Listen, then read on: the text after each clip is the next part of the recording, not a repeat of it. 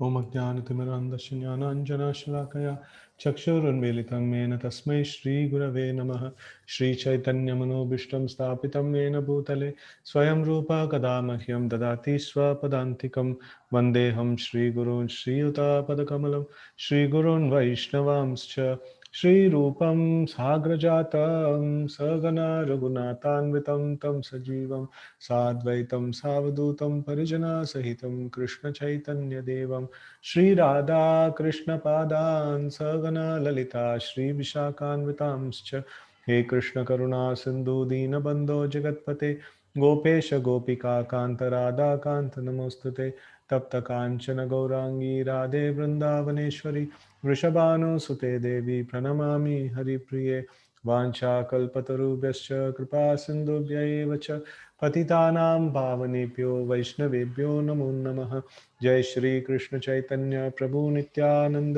Shri Advaita Gadadhar श्रीवासादि Gaur भक्तवृंद Hare Krishna Krishna Krishna Hare Hare Hare Ram Ram Ram Hare Hare. So text 38 of 6th chapter we are in, so we will continue from here. Kaschin no bhaya विभ्रष्टश्चिन्नाभ्रम् इव नश्यति अप्रतिष्ठो महाबाहो विमूढो ब्रह्मणपति. O mighty armed Krishna, does not such a man who is bewildered from the path of transcendence fall away from both spiritual and material success and perish like a riven cloud, who with no position in any sphere? So here, Arjuna is asking that this yoga system seems to be very difficult, and if I fail in this yoga system, will I lose the spiritual credits also and material credits also? Like, where will I be? No, that's the question that he's asking. Okay, there are two ways to progress. Those who are materialist have no interest in transcendence. Therefore, they are more interested in material advancement by economic development or in promotion to higher planets by appropriate work. When one takes to the path of transcendence, one has to cease all material activities and sacrifice all forms of so-called material happiness. If the aspiring transcendentalist fails, then he apparently loses both ways. In other words, he can enjoy neither material happiness nor spiritual success. He has no position, like a riven cloud. A cloud in the sky sometimes deviates from a small cloud and joins a big one. But if it cannot join a big one, then it is blown away by the wind and becomes a non entity in the vast sky. The Brahmanapati is the path of transcendental realization through knowing oneself to be spiritual in essence, but no, spiritual in essence, part and parcel of the Supreme Personality of Godhead, the Supreme Lord, who is manifested as Brahman, Paramatma, and Bhagavan. Lord Krishna is the fullest manifestation of Supreme Absolute Truth, and therefore, one who is surrendered to the Supreme Person um, is successful transcendentalist. To reach this goal of life through Brahman and Paramatma realization takes many, many births. Bahunam Janmanam Ante. Therefore, the supermost path of transcendental realization is Bhakti Yoga or Krishna consciousness. That is the direct method. So now we see here, it's very nicely mentioned about the Arjuna's dilemma. That is, one has to take up to Krishna consciousness, then he has to stop all his sinful ways of life, so which the materialistic people think as their happiness.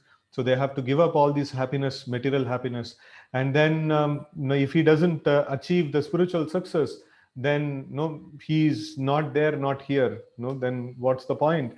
So then, in that kind of condition, so then what happens? Right, so that's the question that is asked here. And then, Prabhupada is making this point that there are different ways in which the spiritual perfection can be attained. So there is through the process of understanding Brahman, through the process of understanding Paramatma, and through the process of understanding Bhagavan. And the process of understanding Bhagavan is ultimate, and one he can reach to this Bhagavan realization very, very quickly, because it's a direct method, and Krishna supports this method. And other methods, it's like Bahunam Janmanamante Jnanamam Prapadyate. So one has to take many, many births, and he has to spend a lot of time to come to a proper realization. So the Brahman realization and Paramatma realization is not complete realization. It's a roundabout way.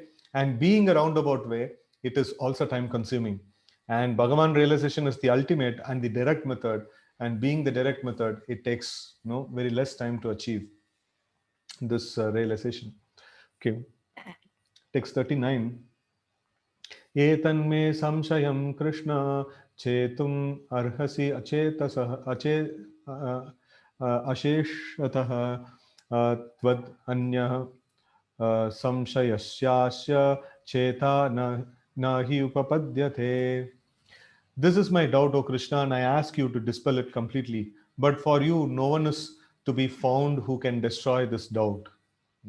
So, because Krishna is the master of all the yoga systems, and he is the Yogeshwara, and if and he is also the master of the material energy and material nature. So, he is the best person to say what is he going to award to those people who are not going to complete. Now, the examiner is the one who can say that if the student is here, the student is asking that, what if I don't perform well in the exam? Will you fail me? And the student is telling no to the teacher, you are the only person who can actually dispel this doubt, because you are going to give the marks, right? So then that's how Arjuna is asking Krishna. So nobody else can authoritatively dispel this doubt. Okay, purport. Krishna is the perfect knower of the past, present, and future. In the beginning of the Bhagavad Gita, the Lord said that all living entities existed individually in the past, they exist now in the present, and they continue to retain individual identity in the future, even after liberation from material entanglement. So he has already cleared up the question of the future of individual living entity. Now Arjuna wants to know of the future of the unsuccessful transcendentalist. No one is equal to or above Krishna, and certainly the so-called great sages and philosophers who are at the mercy of material nature cannot equal him. Therefore, the verdict of Krishna is the final and complete answer to all doubts, because he knows past, present, and future perfectly. But no one knows him. Krishna and Krishna conscious devotees alone can know what is what. So here it's nice, this one. The Lord in fact tells in Bhagavad Gita itself, he says that no vedaham samati thani vartamani charjuna. He says that I know everything, no vedaham. So that means I know everything. So but then the next line I forgot. He says that no, but for me, nobody knows me. No, I know everything, but nobody knows me. So, but then Krishna knows everything, and Krishna conscious devotees also know everything. How is it possible? Because Krishna enables him to know whatever is needed to be known. No, he doesn't overload all the information on the devotee. He says, okay, whatever is needed to be known, no, he just reveals at that point in time. Okay, so text 40, Sri Bhagavan Uvacha Partha Naiveha Namutra Vinashastasya Vidyate Nahi Kalyana Kritkaschid Durgatim Tata Gachati. Okay, the Supreme Personality of Godhead said, son of Pruta, Partha means son of Pruta, Pruta is Kunti, son of Pruta, a transcendentalist engaged in auspicious activities does not meet with destruction either in this world or in the spiritual world. One who does good, my friend, is never overcome by evil. So that is one who's progressing on the path of Krishna consciousness. Even if they fail to reach the end, how can an auspicious activity result in evil? It cannot result in evil. So it is always auspicious, right? Purport. In Srimad Bhagavatam 1.5.17, Sri Narad Muni instructs Vyasadeva as follows. This is a very, very important sloka.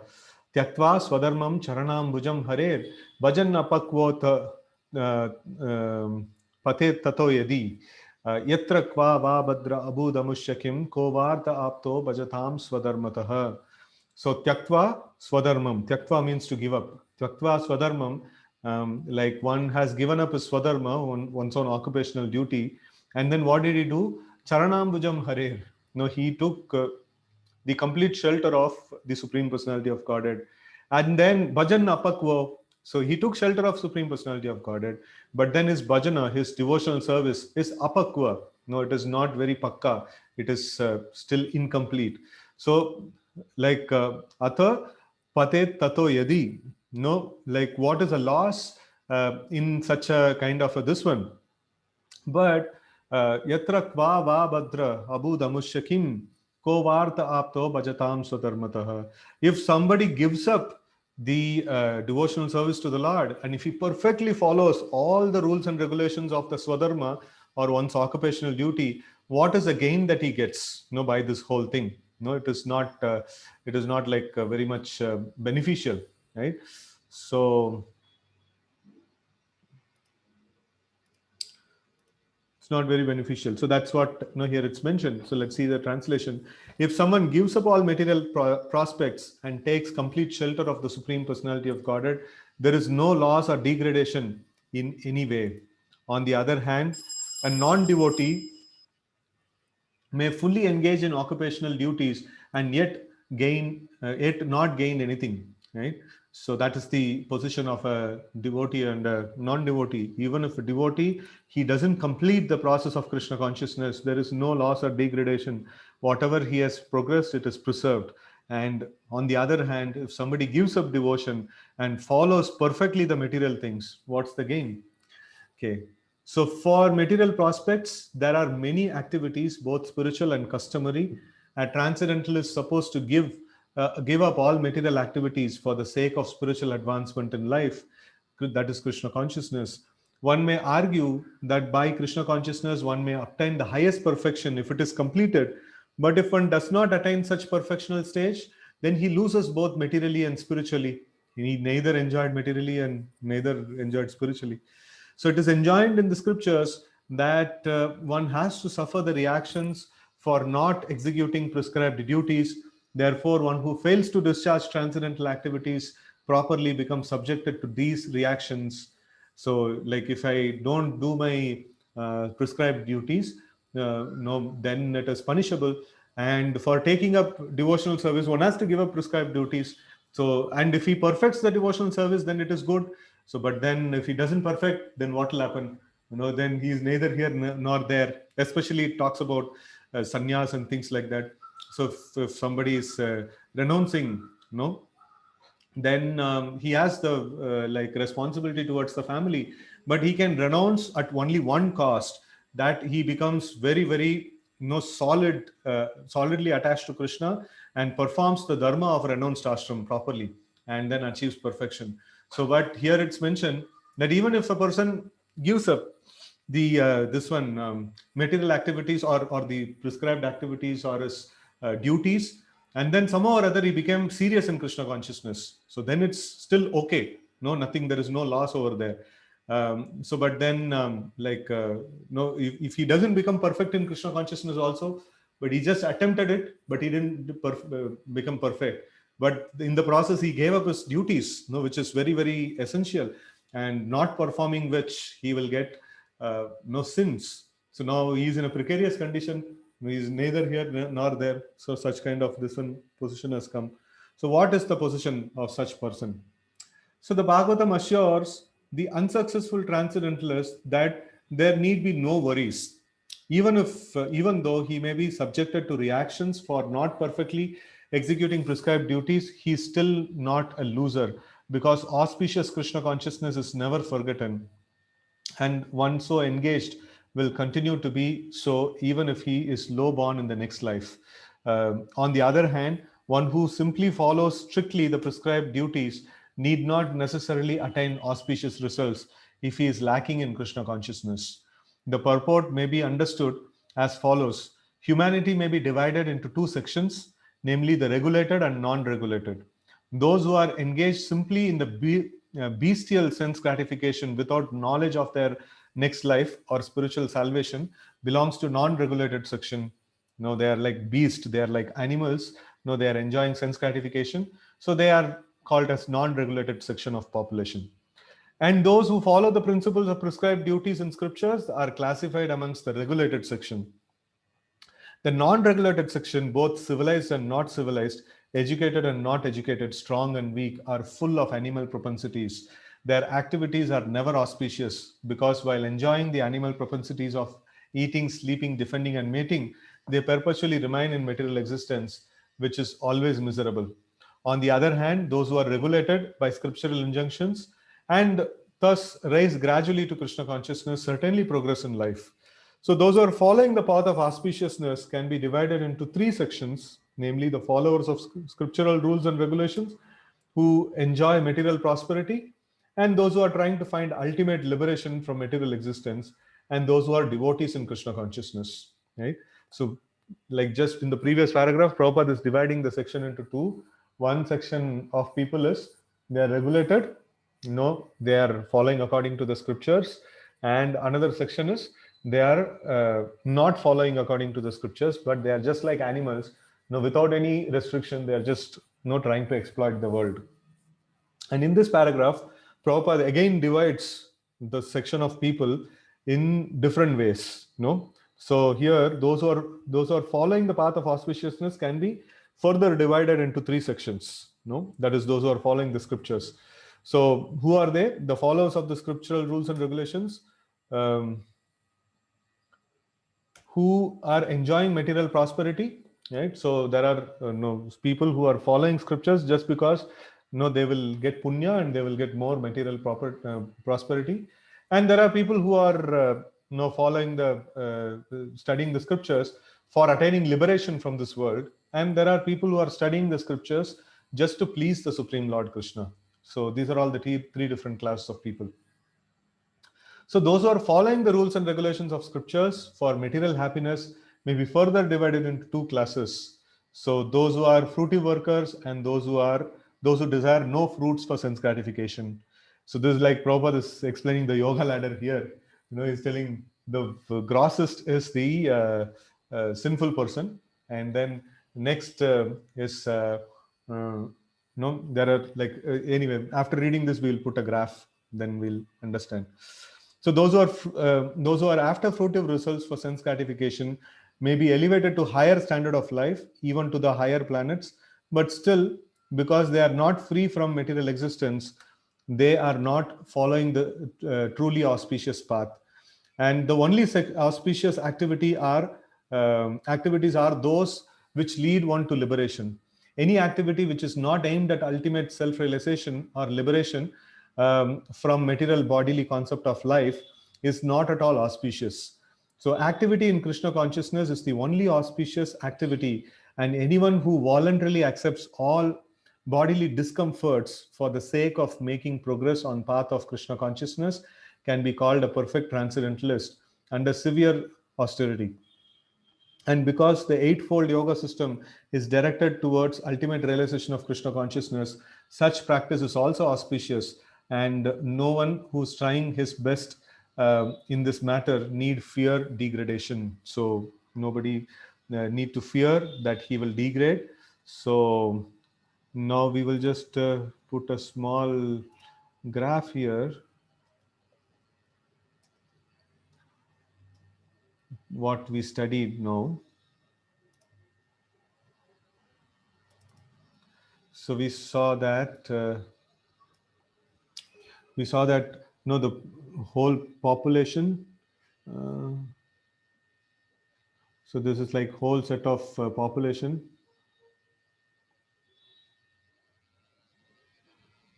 and this is divided into two sections. That is, one is like unregulated, or they are like animalistic, and then another is regulated.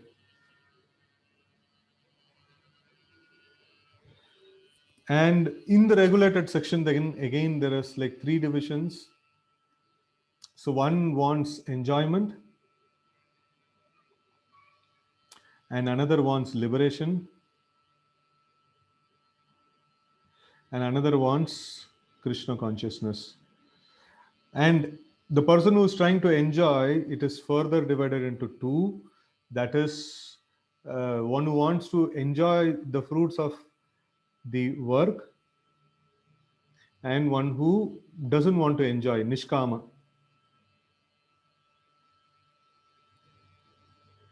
Doesn't want to enjoy the fruits of the work, right? So this is how Prabhupada is actually dividing all the people. So like these section of people, this unregulated section of people, they are completely inauspicious, definitely, right? And then the regulated people, in the regulated section, there is like, this those who are trying to enjoy, this one, here, this section of people, this is also problematic section. No, there is no auspicious even in this section. So like be it nishkama or sakama, so who wants to enjoy the fruits or doesn't want to enjoy the fruits, still no, Krishna is not there, no, then it is not that auspicious. So when it comes to liberation, little bit of okay kind of a this one. And when it comes to Krishna consciousness, here is where the real auspiciousness is there. So in this whole equation, many people are there in this unregulated section, right? And like very few people are there who follows the scriptures. Even in that, we can see, like, if we just count the leaf nodes, like that is enjoying the fruits, nishkama, and then liberation, and then Krishna consciousness. Like 4 different categories are there. So one who comes to the Krishna conscious platform, understanding that everything belongs to Krishna and we are meant to offer a pleasure to Krishna. It's very rare. No, that's why it is mentioned. Bahunam janmanam ante jnanamam mam prapadyate. It takes so much to come to this point of like understanding that Krishna is absolute and we have to offer pleasure to Krishna, right? So this point is very rare, right? So that's what Prabhupada is making here, the point. Okay, so let's get back. So here, and Prabhupada is telling that if somebody is like progressing towards Krishna, and this is such a rare case, and no, if somebody is progressing like that, why will Krishna not support that case?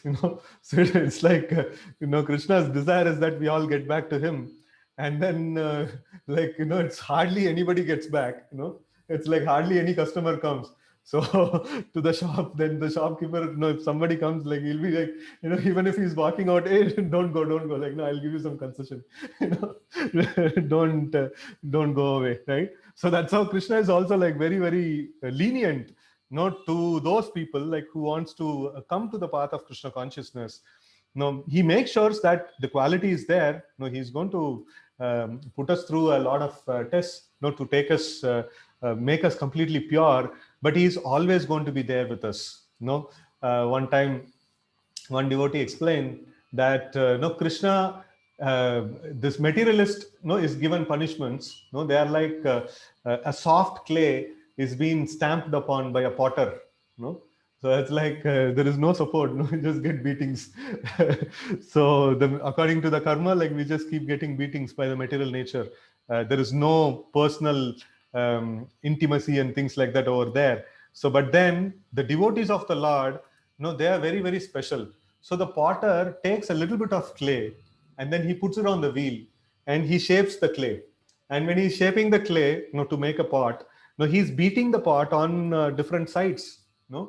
And when he's beating the pot, no, he wants the pot. No, he likes the pot so much, because he has to make money out of it, right?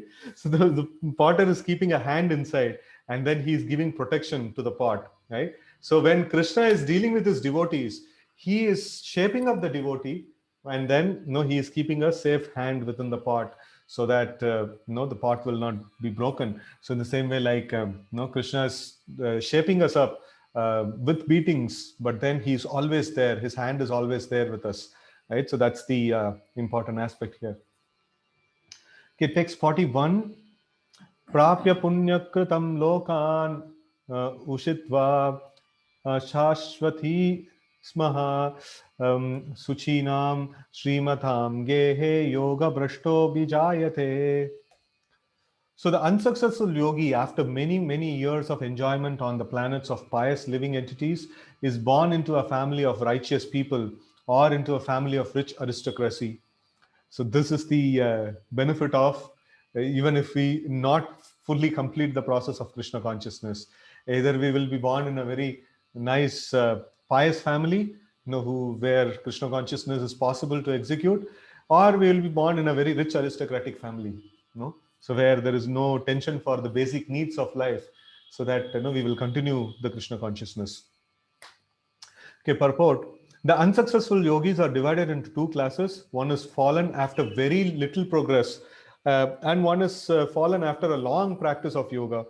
So the yogis who fall after a short period of practice goes to higher planets, where pious living entities are allowed to enter. So, if somebody like practices very little, he is given swarga, right? So he is given like heavenly opulence. And after prolonged life, one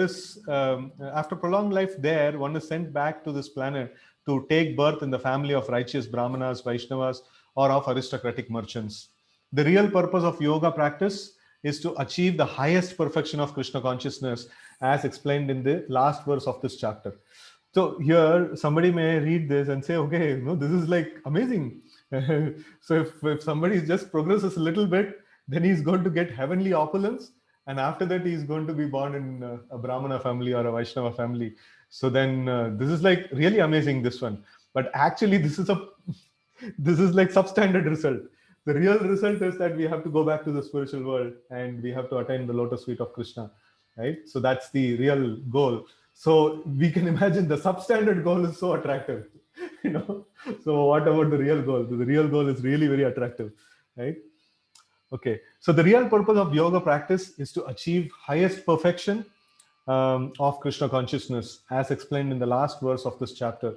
But those who do not persevere to such an extent and who fails because of material allurements are allowed by grace of the Lord to make full utilization of their material propensities.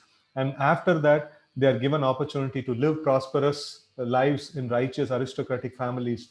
Those who are born in such families may take advantage of the facilities and try to elevate themselves to full Krishna consciousness. Right? Okay, text 42. Atava yoginam yeva kule bhavati dhimatam etadhi durlabhataram loke janma yadidrusham. Okay.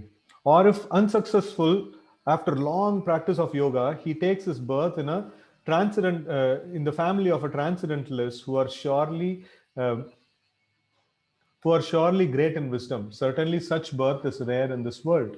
So, the children of devotees, they are not ordinary children. So, no, like they become children of devotees only because they have performed a long-standing tapasya, and because of that long-standing Krishna consciousness, and they couldn't able to complete, so they get directly to the Vaishnava families, the transcendentalist families, right? So if he did a very short time tapasya, so then he's going to go and enjoy the heavenly opulences and then come to Vaishnava family. If he has done a long this one Krishna conscious life and long practice, and then if he fails to achieve the perfection, then he immediately goes to family of transcendentalist, family of nicely well situated devotees. Okay. Birth in a family of yogis or transcendentalists, those with great wisdom, is prized herein because the child born in such a family receives a spiritual atmosphere from the very beginning of his life. It is especially the case in the Acharya or Goswami families. Such families are very learned and devoted by tradition and training, and thus they become spiritual masters. In India, there are many such Acharya families, but they have now degraded due to insufficient education and training. By the grace of the Lord, there are still families that foster transcendentalist generation after generation. It is certainly very fortunate to take birth in such families. So, fortunate both our spiritual master, Om Vishnupad Sri Srimad Bhakti Siddhanta Saraswati Goswami Maharaj, and our humble self had the opportunity to take birth in such families. By the grace of the Lord, and both of us were trained in devotional service of Lord from the very beginning of our lives. Later on, we met by the order of transcendental system. So here Prabhupada is sharing something very personal. So he is telling that how his life and his spiritual master, Bhakti Siddhanta Saraswati Thakur Goswami Maharaj. So like both of them, they had a very amazing parentage where they had been right from childhood. They were introduced to the Vaishnava culture, and they were always practiced Krishna consciousness throughout their life, right? So this is it's not an ordinary thing. Okay, text 43. Tatra tam buddhi samyogam labate paurva dehikam yatate cha tato bhuyah samsiddhau kurunandana. On taking such a birth, he revives the divine consciousness of his previous life, and he again tries to make further progress in order to achieve complete success, O son of Kuru. Okay, purport. King Bharata, who took his third birth in the family of a good Brahmana, is an example of good birth for revival of previous transcendental consciousness. Okay, so this is a case of Bharat Maharaj. So first life of Bharat Maharaj, he was a king, and then he renounced his kingdom and he became a sadhu. He went to the forest and he lived like a sadhu. So but then towards the end of his life, he got attached to a deer. So because of that, the next life, he became a deer. And so then after a life of deer, and in that life he was conscious, though he was in the body of a deer, he was conscious. So rather than roaming with other deers, he would always go to the ashram of rishis, and he would hang around there, like over there. And then after he gave up the deer body, so he got another life. So in that life he became uh, like what is that? He was known as Jada Bharat. So like right from childhood, he was very conscious that in the last life, he messed up because of material attachment. This life he was not showing any signs of knowledge. No, actually he was very knowledgeable. He was like very, very intelligent. So but then right from childhood he knew all his past birth. So he didn't want to make any mistake again. So he didn't he acted like a dumb person and a foolish person, and then the family did not care for him. So then he just went off and then he just pursued the this Krishna consciousness. So this is something very very, very nice. We can see that this progress in Krishna consciousness, a person doesn't forget, right? Even if we go to the PhD degree, we do, like, if we die, then next again A for apple, we have to start from there. We can, nobody will say like, okay, in the last time you were PhD, you can start from there directly, you can start with your research work. It's not possible. So again he has to go through everything, right? So in that way, like here we see that Jada Bharat, he had all the knowledge of this past birth, and then he was like he was able to continue right from there. Okay, purport. King Bharata, who took his third birth in the family of a good Brahmana, is an example of good birth for the revival of previous transcendental consciousness. King Bharata was the emperor of the world, and since his time, this planet has been known among the demigods as Bharatavarsha. Formerly, it was known as Ilavrita The emperor at that age retired for spiritual perfection but failed to achieve success. In his next life, he took birth in the family of a good Brahmana and was known as Jada Bharata, because he always remained secluded and did not talk to anyone. And later on, he was discovered as the greatest transcendentalist by King Rahugana.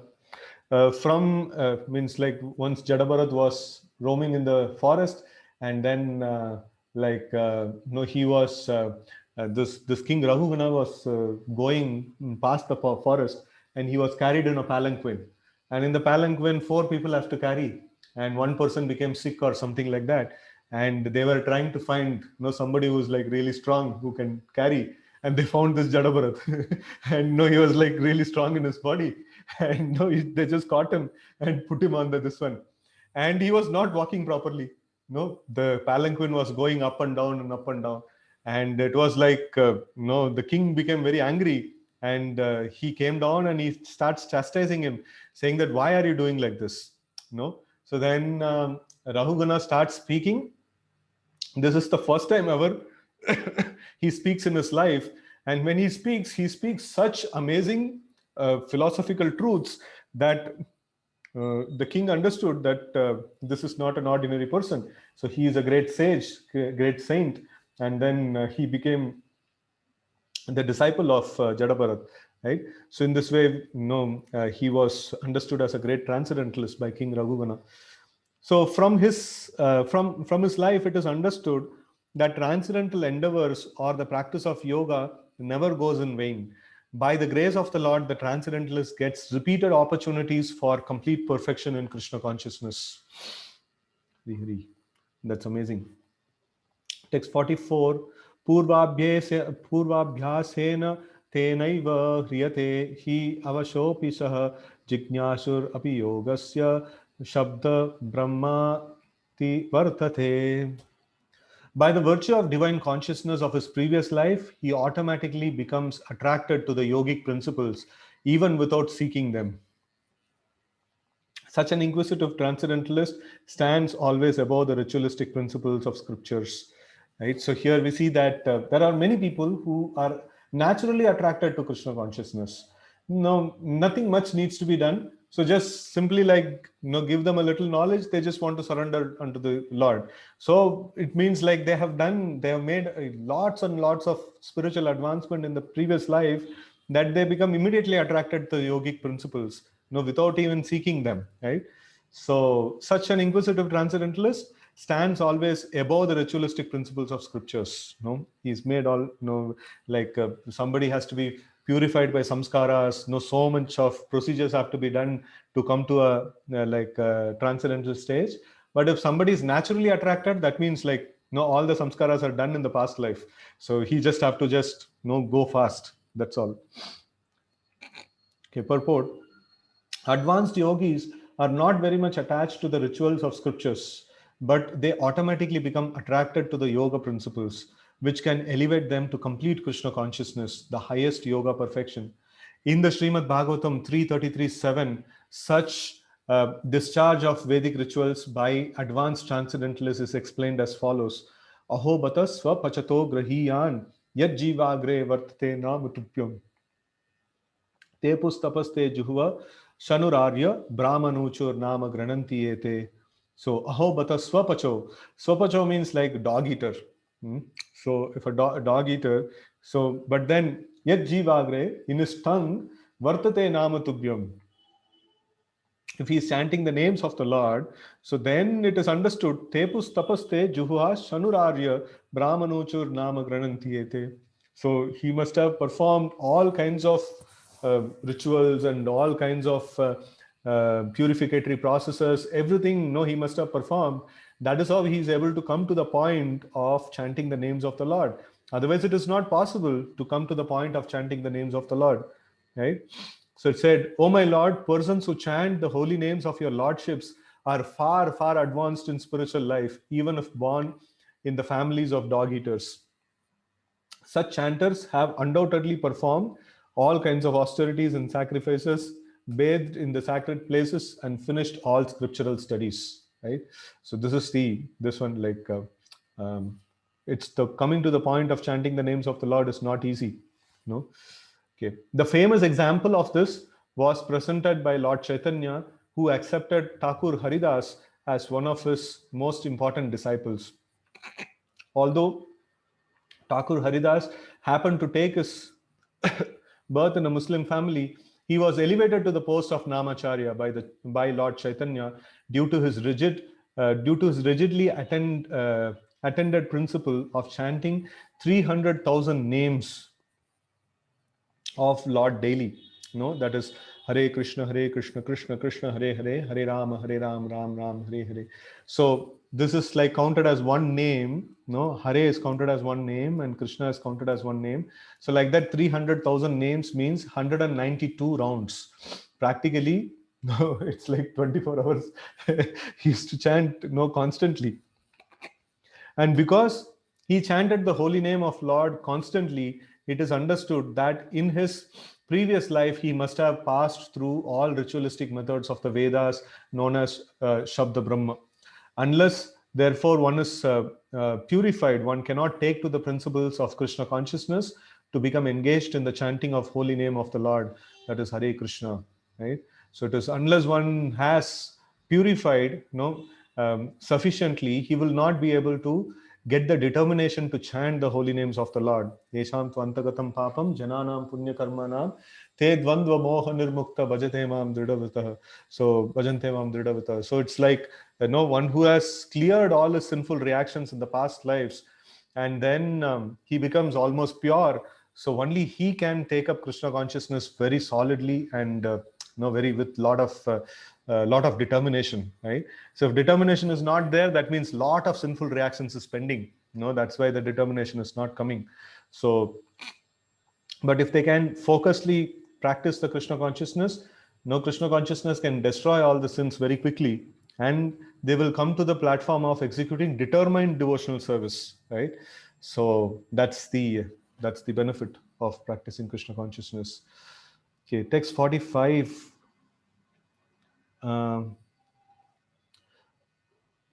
प्रयत्नाद् यतत् मानस्तु योगी संशुद्ध किल्बिषः अनेक जन्म संसिद्धस्ततो याति पराम गतिम. Translation: and when the yogi engages himself with sincere endeavor in making further progress, being washed off all contaminations, then ultimately achieving perfection after many many births of practice, he attains the supreme goal.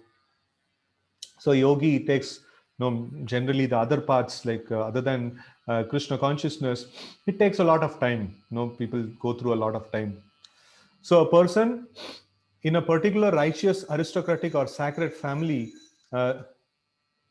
becomes conscious of his favorable condition for executing yoga practice with determination. Therefore he begins his unfinished task, and thus he completely cleanses himself of all material contaminations. When he is finally free from all contaminations, he attains the supreme perfection, that is Krishna consciousness. Krishna consciousness is the perfect stage of being freed from all contaminations. This is confirmed in Bhagavad Gita. Yesham tva antagatam papam jananam punya karmanam te dvandva moha nirmukta bhajante mam dridavratah. After many many births of executing pious activities, one who is completely freed of all contaminations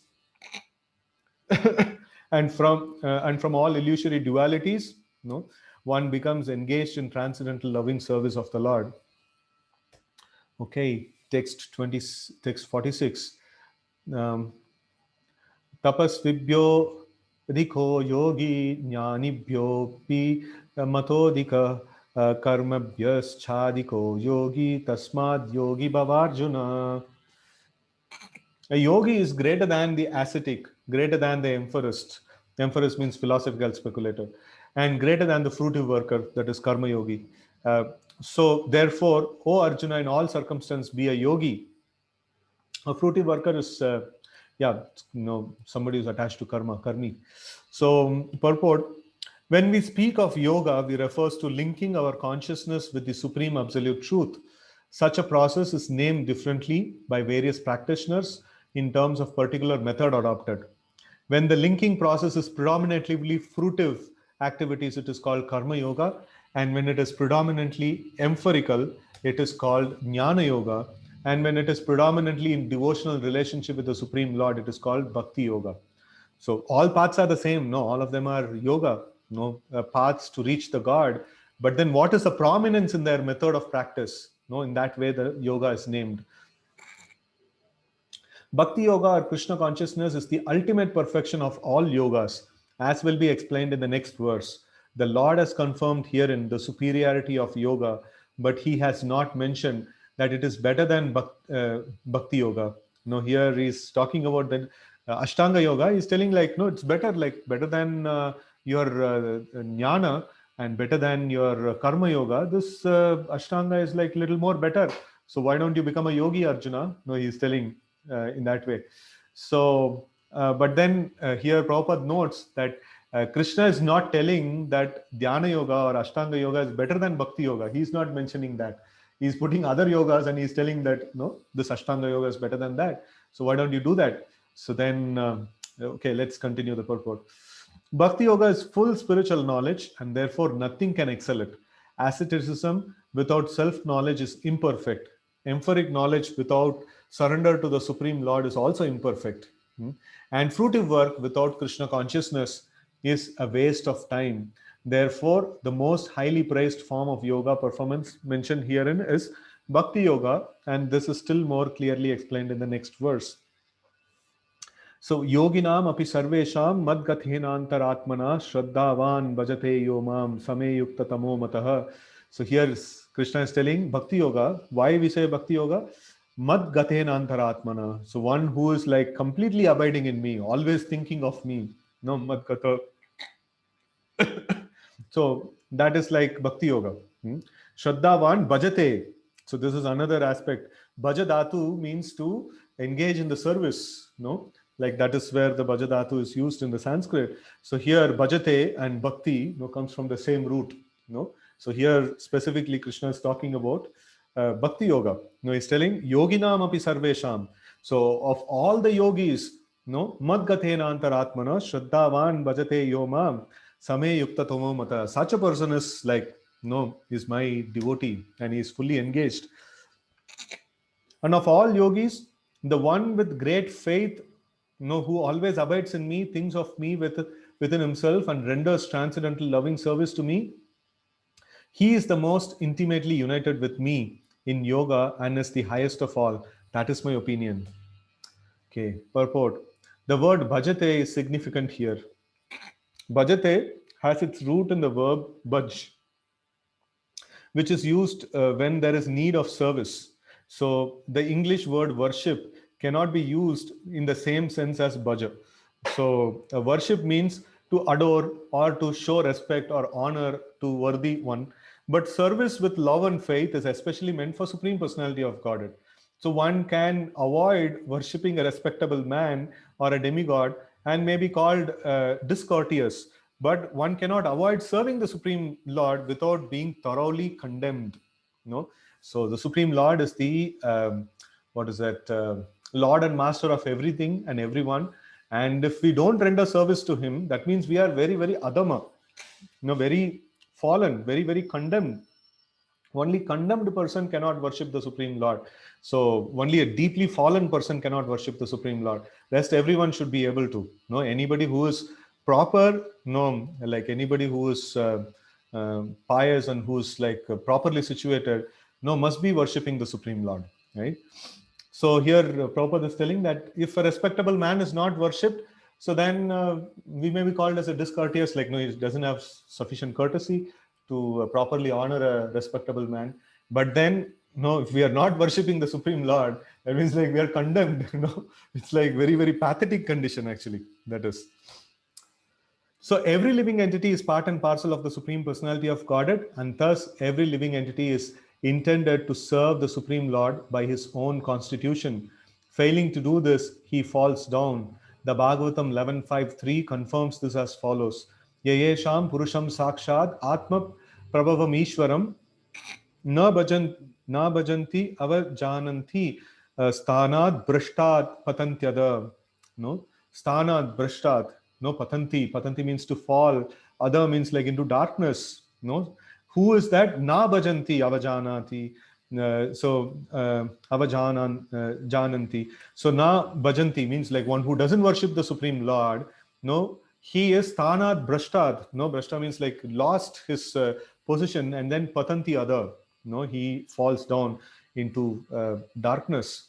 So anyone who does not render service and neglects his duty unto the primeval Lord, who is the source of all living entities, will certainly fall down from his constitutional position. So in this verse also, the word bhajanti is used. Therefore, bhajanti is applicable to the Supreme Lord only, whereas the worship can be applied to demigods or to any other common living entity. The word avajananti used in this verse of Srimad Bhagavatam is also found in Bhagavad Gita. Avajananti mam mudaha. Only the fools and rascals deride the Supreme Personality of Godhead, Lord Krishna. Such fools take it upon themselves to write commentaries on Bhagavad Gita without an attitude of service to the Lord. Consequently, they cannot properly distinguish between the bhajanti and the word worship. Right? So the culmination of all yoga practice lies in bhakti yoga. All other yogas are meant or are but means to come to the point of bhakti in bhakti yoga. Yoga actually means bhakti yoga. All other yogas are progressions towards the destination of bhakti yoga. From the beginning of karma yoga to the end of bhakti yoga, it is a long way to self-realization. Karma yoga without fruitive results is beginning of this path. No, so as we had always stressed in the Bhagavad Gita, so giving up the attachment to the fruits of one's action is the beginning of any yoga practice. No, that comes in Nishkama Karma Yoga. Sakama Karma Yoga is like waste. It's like, no, it is mentioned. Suddenly I'm not able to remember the sloka. नैष्कर्म्यम अपि अच्युतभाव वर्जितम नशोभनम ज्ञानम अलम निरंजनम कुतः पुनः सश्वद अभद्रमीश्वरे नचार्पितम कर्म यदप कारणम. Right, so it says that naishkarmyam api achyutabhava varjitam. If I become detached from the fruits of my activities, no, without achyutabhava, without attachment to the Supreme Lord, what is the use of that this one? No, na shobhanam jnanam alam niranjanam. Even if we are performing jnana yoga, so we are able to understand that we are not the body, we are the spirit soul, and we are completely situated on the spiritual plane, but we have not developed attachment to the Supreme Lord Krishna or Achyuta, then it is na shobhanam. There is no value, no, for such a kind of a practice of yoga system. And then, no, if that is the case for the Nishkama Karma Yoga and the this one and the Jnana Yoga, then it is asked, Kuta Puna Sashvad Abhadram Ishware. What to speak about that Abhadra, that inauspicious thing? What is that inauspicious thing? That is Sakama Karma Yoga. No, like I'm doing my prescribed duties with an no intention to enjoy the results of my activities. That is called as Abhadra. No, to be attached to one's results of one's activities is called Abhadra, and it's like very, very inauspicious, very bad. No, so that's how Krishna is terming that. Okay, so when Karma Yoga increases in knowledge and renunciation, the stage is called Jnana Yoga. And when Jnana Yoga increases in meditation on the super soul by different physical processes, and the mind is on him, it is called Ashtanga Yoga. And when surpasses Ashtanga Yoga and comes to the point of Supreme Personality of Godhead Krishna, is called Bhakti Yoga, the culmination. Factually, Bhakti Yoga is the ultimate goal, but to analyze Bhakti Yoga minutely, one has to understand these other yogas. The yogi who is progressive is therefore on the true path of eternal good fortune. Okay, let's just spend a little time here. It's very important, this one. Um, it's practically the last sloka of this chapter. So we'll just spend a little time here and try to understand this one, what your Prabhupada is telling. So here we see that when karma yoga, so it is there, you know, sorry, karma yoga is there, and when there is a detachment from the fruits of one's action, so this is called a detachment.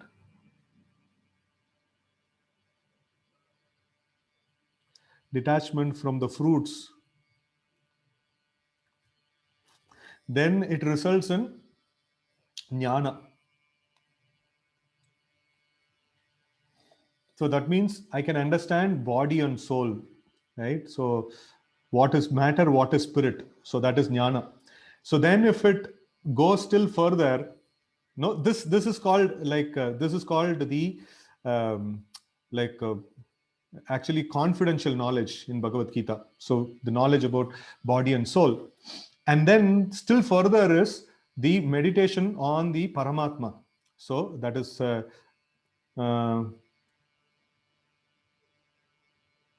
so meditation on Paramatma. So this is like Paramatma realization. This is called as no confidential or more confidential knowledge. No, more confidential knowledge. So this is called confidential knowledge. No, that is the body and soul. And knowledge about the Paramatma is called as the more confidential knowledge. And the most confidential knowledge is Krishna consciousness. Right. So wherein we are able to repose our love and affection towards the Lord, and render service to the Lord with with a desire to please Him. So that's the most confidential knowledge, right? So this is what this one, when the karma yoga increases in detachment, it goes to jnana yoga. When jnana yoga increases in meditation on the Lord, it goes to the Paramatma realization or Ashtanga yoga.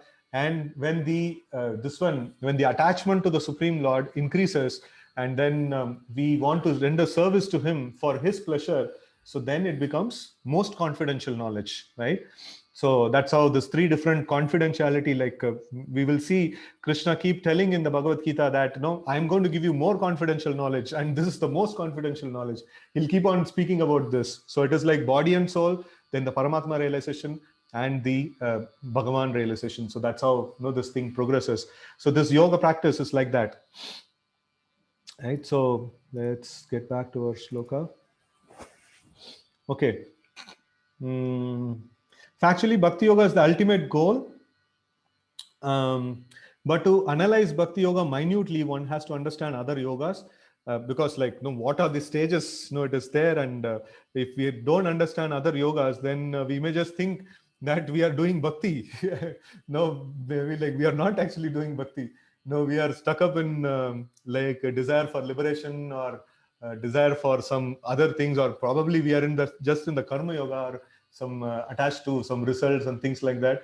So we have to go a long way. So when we read about all these different yogas, then we can actually understand the speciality of bhakti yoga, and then also the rarity of the bhakti yoga, and exclusion from exclusion, like, no, bhakti yoga is this and not this, not this, and not this. No, that is also very important, so that we don't get cheated.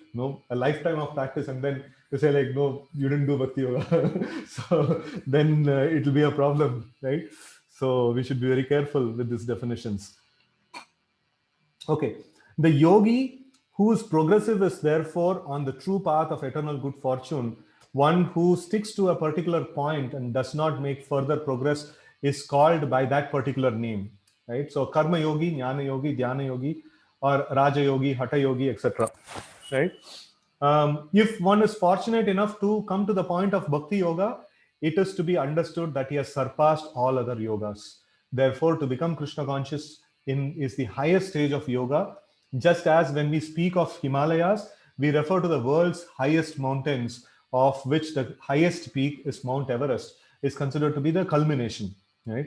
So it is by the great fortune that one comes to Krishna consciousness on the path of bhakti yoga to become well situated according to the Vedic direction.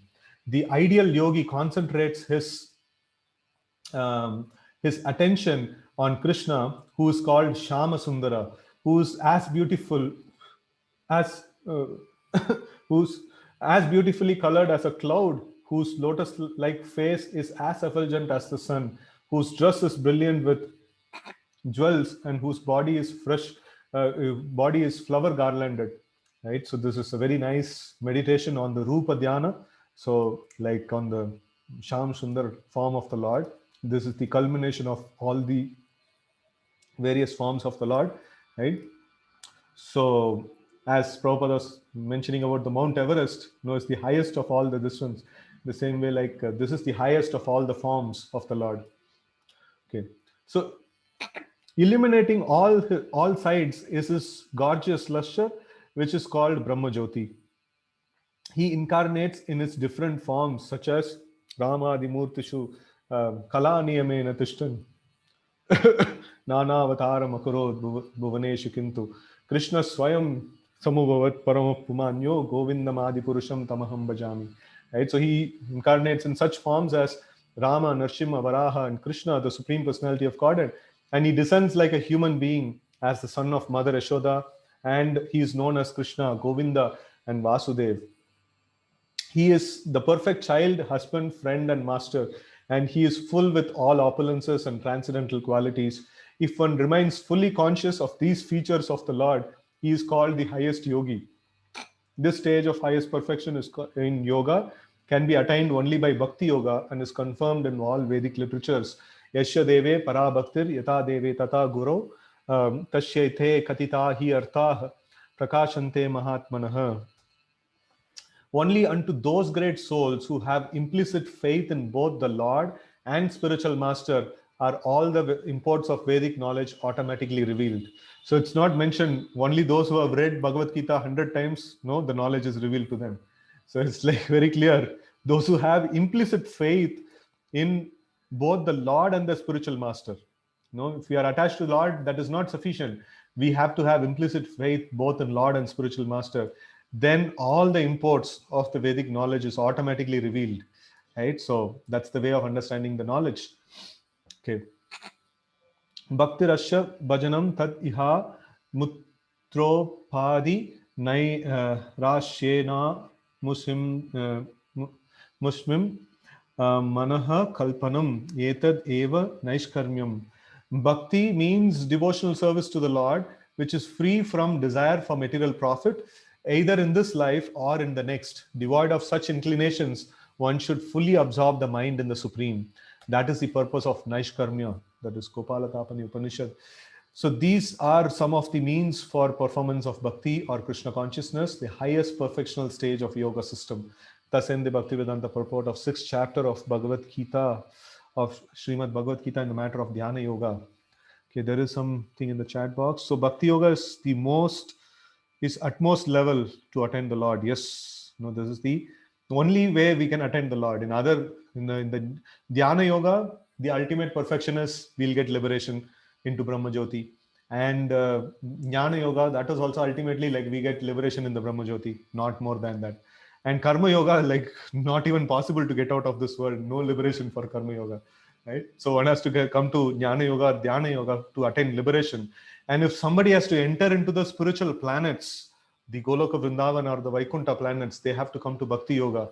Otherwise, they cannot reach they cannot penetrate into the spiritual planets. No, that's Bhakti Yoga. Right.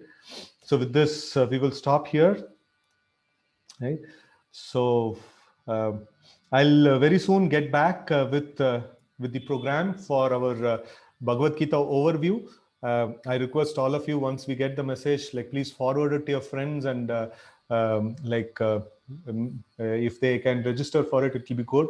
So we will be explaining the essential concepts of whole of Bhagavad Gita just in maybe 1 hour or maybe little more than that, 1 hour 15 minutes. And then we will be talking about the glory of having a Bhagavad Gita with them and the importance of reading Bhagavad Gita. So this is in the view of distributing the Gita books. So we are almost towards the end of the presentation that we were preparing. So we will be launching the seminars very soon. Probably tomorrow or day after tomorrow, we'll have the first session. Right? So, okay. So thank you all very much for joining. Hare Krishna. Srimad Bhagavad Gita ki jai, Srila Prabhupada ki jai, Srila Prabhupada Book Marathon ki jai, Hare Krishna.